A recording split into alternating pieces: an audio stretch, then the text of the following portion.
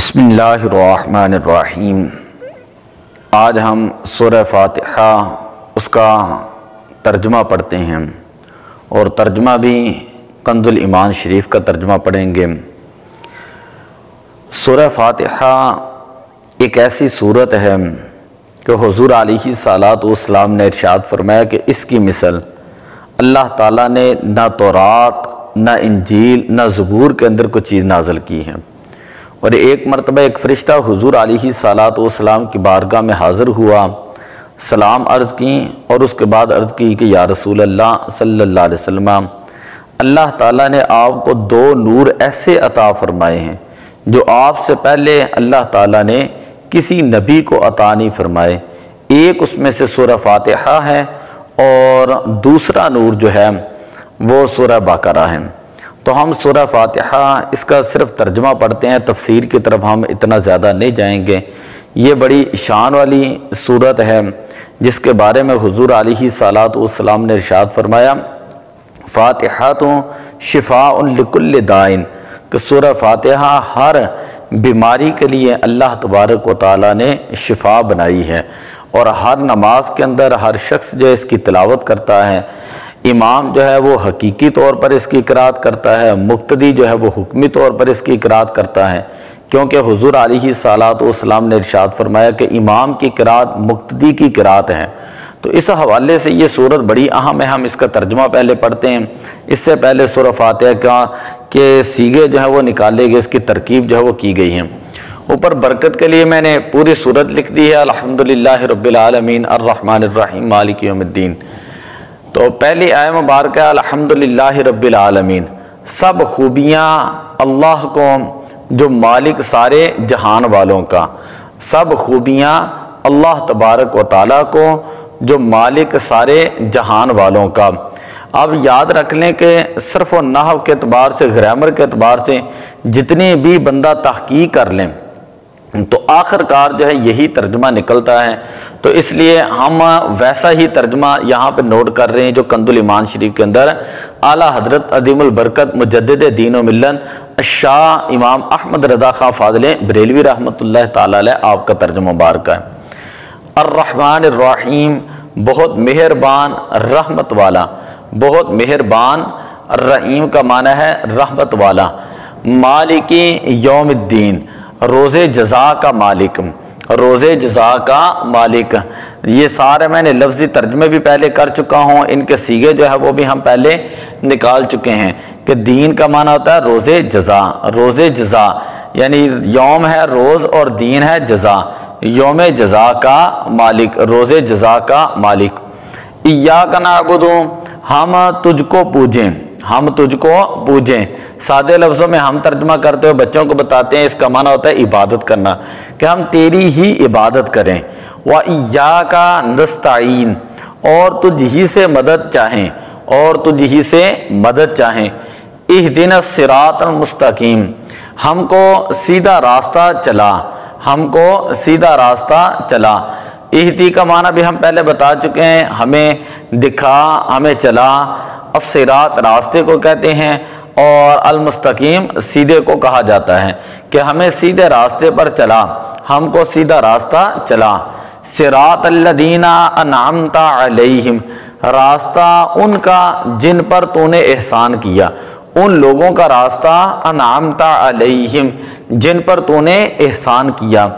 غیر المغضوب علیہم، نہ ان کا جن پر غضب ہوا، غیر کا معنی ہے نہ کہ ان کا، المغضوب علیہم جن پر تیرا غضب ہوا، ولا الضالین، اور نہ ہی بہکے ہوئوں کا، اور نہ ہی ضالین بہکے ہوئوں کا۔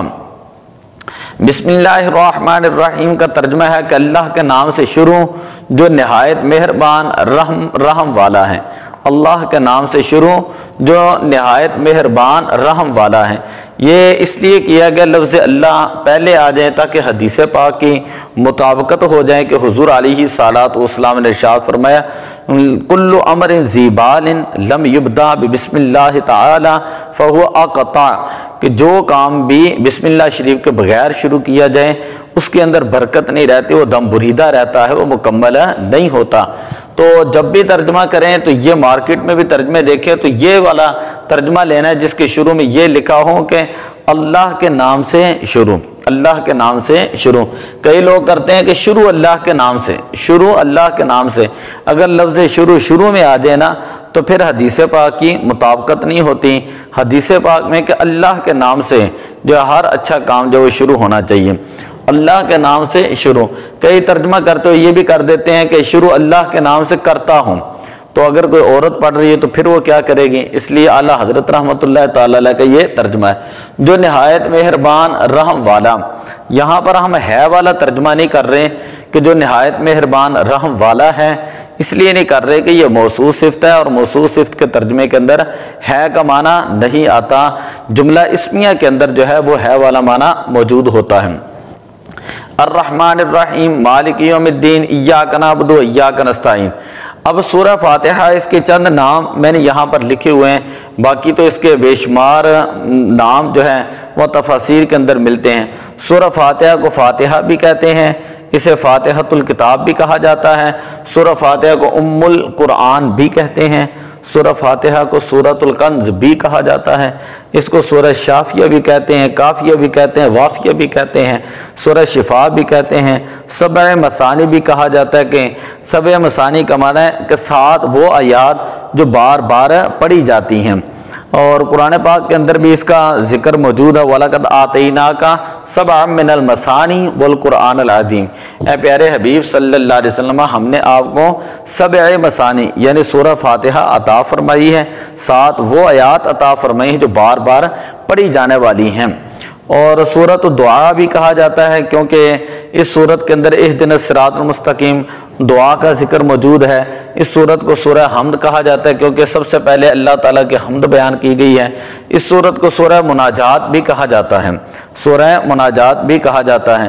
اس سورت کو ام الکتاب بھی کہا جاتا ہے کہ قرآن پاک کا شروع ہی یہاں سے ہو رہا ہے، ام القرآن بھی کہتے ہیں، فاتحۃ القرآن بھی کہا جاتا ہے۔ سورۃ الدعا یہ پہلے نام ہو چکا ہے، سورۃ المسئلہ بھی اس کو کہتے ہیں، اور سورۃ سوال بھی جو ہے وہ اس کو کہا جاتا ہے کہ اس کے اندر سوال بھی ہے کہ اے باری تعالیٰ صراط الذین، سوال یہ ہے ایاک نعبد و ایاک نستعین، تیری ہی عبادت کرتے ہیں، تجھ ہی سے مدد طلب کرتے ہیں، نستعین جو ہے یہ ایک سوال ہے۔ تو یہ سورہ فاتحہ ہے۔ ہم انشاءاللہ اسی طرح ہی کوشش کریں گے کہ جیسے جیسے ہم آگے بڑھیں قرآن پاک کی انہی چند آیات کی پہلے ہم صرفی صیغے نکالیں گے، پھر اس کے بعد نحوی ترکیب کریں گے، پھر اس کے بعد جو ہے وہ اعلیٰ حضرت رحمۃ اللہ علیہ آپ کا کنز الایمان شریف کا ترجمہ جو ہے وہ اس طرح لکھ دیں گے۔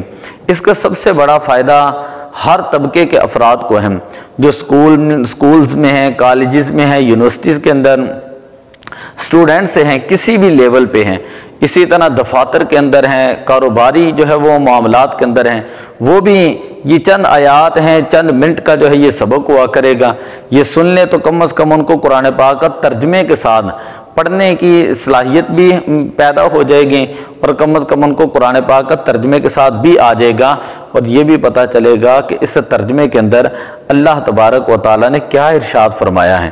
جو اللہ تعالیٰ کے احکامات ہیں ان احکامات کی بھی سمجھ آ جائے گی۔ تو ہر شخص کے لیے یہ چیز ضروری ہے کہ قرآن پاک کو ترجمے کے ساتھ سمجھیں۔ آج ہماری تباہی کا ایک بہت بڑا سبب ہی یہ ہے کہ ہم نے قرآن پاک کو چھوڑ دیا، قرآن سے برکت حاصل کرنی چھوڑ دی۔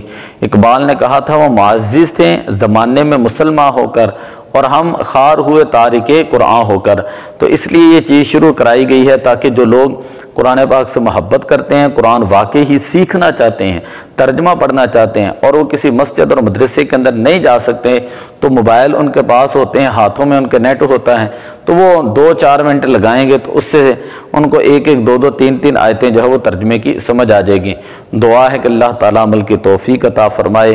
الصلاۃ والسلام علیک یا رسول اللہ وعلی آلک وصحابک یا حبیب اللہ۔